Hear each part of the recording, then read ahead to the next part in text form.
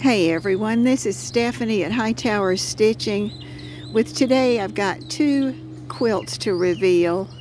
One of them you haven't seen, and then you have seen this one if you look at it.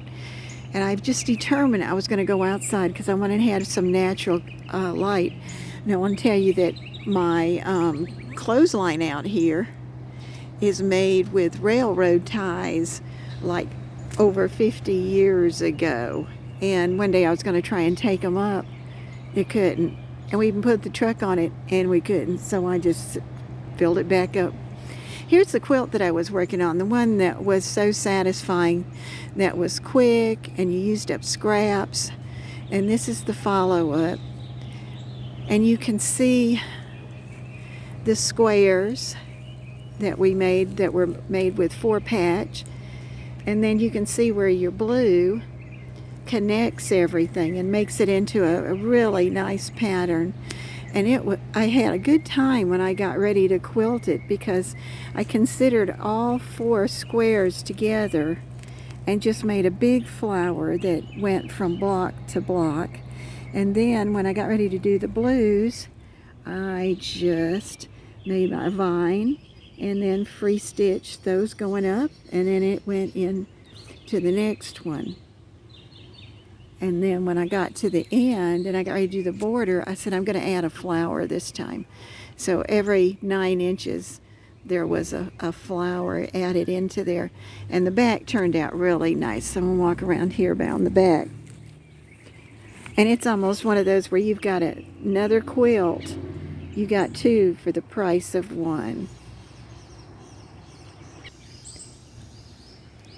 Here's the second quilt for this reveal, and this one is a variation of the one I've done before called Colors Galore.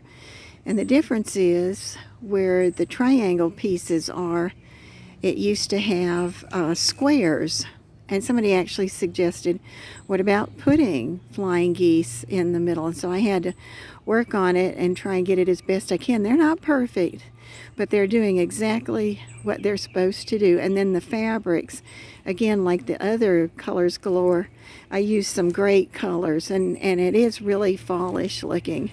And then in each of the blocks that's solid, I got to experiment with drawing some different, sewing some different patterns in there.